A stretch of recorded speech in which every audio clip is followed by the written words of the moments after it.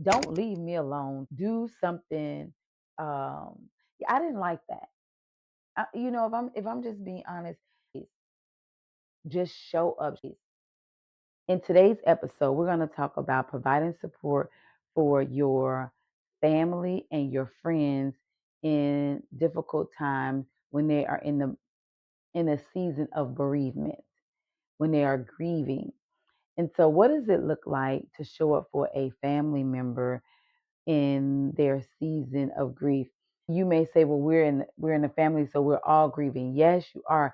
However, depending on which loved one left, then it causes a different type of grief, a different level of grief. For example, my mother transitioned, then my cousins, although yes, is their auntie, they're going to experience a different level of grief than I am experiencing, even though it's the same person. And then it also depends on the relationship that you had with my mother. And I'm using my mother because she's already transitioned. So in that space, as a family member, show up, be there for one another, give each other grace, lend recommendations, or create an opportunity for me. I'm gonna use me as an example to just let it all out, get my feelings out, express how I feel, whether they're bad feelings, good feelings, indifferent feelings. Just give me a space to talk about it. And showing up as a family, your boundary is I'm a family member. And so, what does that mean? The boundary means that you show up, come over to my house, knock on the door, bring a plate of food. Let's play my favorite card game or whatever that is. Let's just talk about the memories of our loved one that we're sharing together. When you are providing support for a family member, it is moral support, it is spiritual support, it is physical support. Sometimes people just need a hug. Just hug them and just give them, and you will find that if you hug someone that is grieving, they initially they may say, "Oh, don't touch me." Hug them, right? I mean, don't be invasive. I mean, you know when somebody is saying, "Do not touch me," and I mean that, right? And then you know when they're just speaking out of hurt and anger. You give them a hug, they'll break down in your arms. They'll just start crying because they're longing for a human touch, someone that has allowed them to just lay and rest in their arms in that moment, just so it gives them a sense of security, and it allows them to be vulnerable. And meaning, whether it's vulnerable in speaking their mind, they're speaking their true feelings, expressing their grief and sorrow through tears or moaning or cries with sounds or no sounds, just giving them that hug. So when it comes to family members, other family members grieving, just be there for one another, give each other grace, because you all are going through the same thing. The difference is you're going to grieve differently based on your relationship with the loved one who has transitioned and moved on, right? Now, and it's okay to say, are you okay? And it's okay for you to say, no, I'm not okay. I am not okay. This hurts so bad, or this is how I'm feeling. This is the space that it has me in. Or sometimes just sitting in silence. Sometimes the family members can be in the same room, sitting on the couch, sitting in chairs, and just in silence. And just in silence, because nobody knows what to say. And even if they do know what to say, they know now is not the time to say it. Now, when you are being supportive for a friend or a coworker, or neighbor, or something of that sort, your support comes a little differently. Yes, you do offer a space for them to talk if they want to. Most time, people don't get into the intimate details about their family member and how they're feeling with friends, with coworkers and neighbors and things of that sort. So what you can do to provide support, coworkers, friends, neighbors, is you can bring meals over to the house, or have various meals delivered. You can offer to pick up their dry cleaning and take it to the cleaners and bring it back. You can offer to take their children for a couple of hours just to give them a break, to breathe a minute. You can offer to go with them to run errands, whether you just drive them around, they get out and handle whatever business, get back in the car, just so that they are not doing this alone and you're actually providing moral support by being in the space with them. And so if you just sit back for a moment and reflect on when you went through this process of grieving or needing someone to be there with you when you are grieving or after you're grieving or during your grieving, or then think about what you needed. What would have been nice? Would it have been nice if someone would have brought your favorite lunch dish over? Or someone would have taken your children out for ice cream or to the park for just a couple of hours so you could just take a bath or you could just relax and just get things done. What would you have wanted to make that easier for you, to put you in a space where grieving is okay because you're not okay, but you can go ahead and start the grief process without suppressing your feelings and your emotions?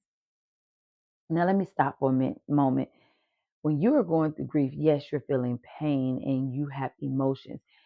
I will say it is not okay to be disrespectful to anyone during this process. You're going to have people that don't know what to say, right?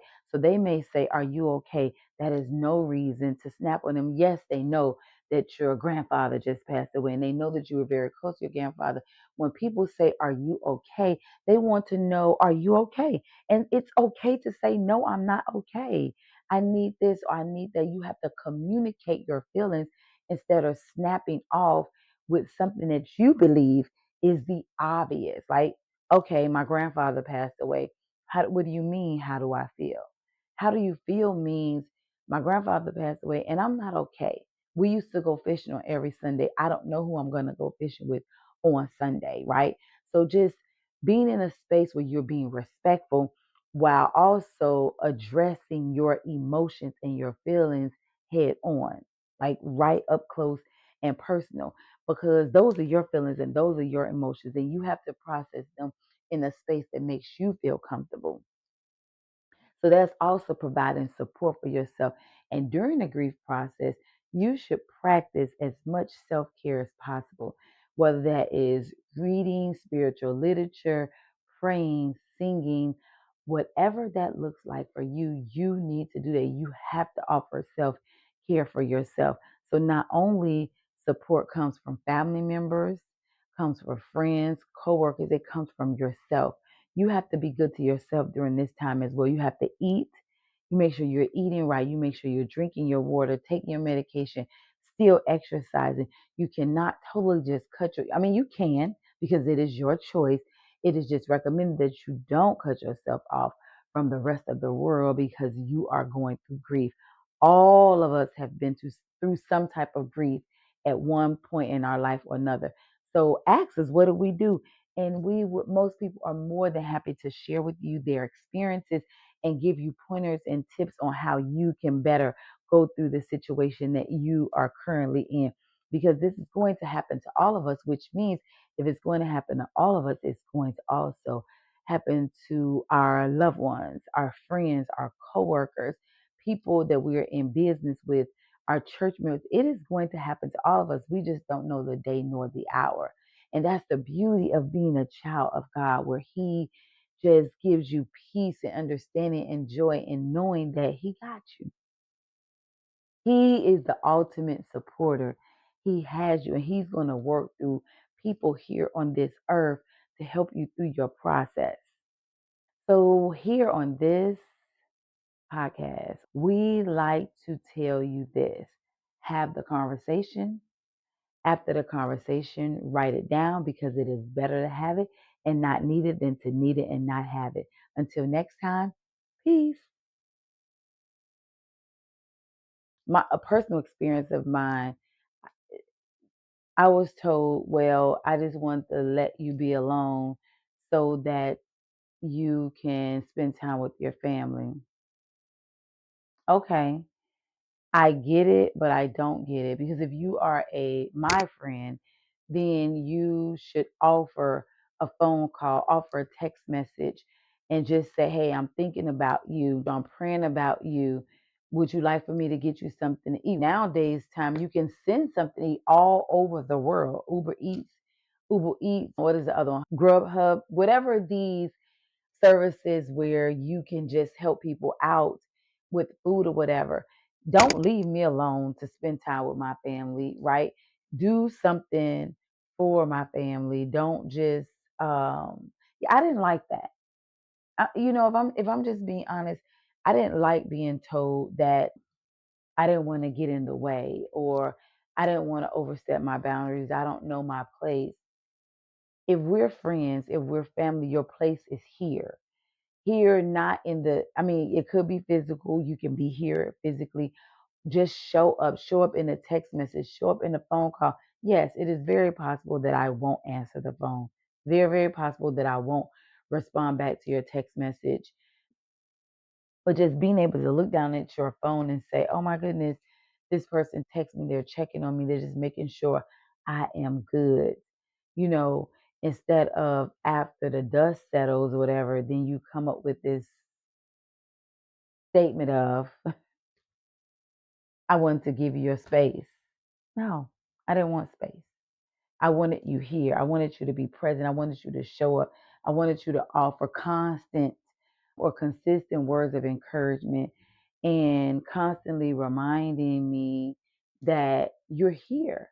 Like I get like I don't understand that. I don't understand why we sometimes find ourselves in a place where we don't want to just show up, right? Don't just, not be there for people. Because I'm showing up. Don't come over. I'm right at the door. Open the door. Let me in. I'm here for you. Thank you for connecting with us on today's podcast. We are dedicated to helping families navigate life's most challenging moments, providing peace of mind for themselves and their loved ones. Until next time, hug yourself, love like you've never been hurt before, and straighten your crown. Peace.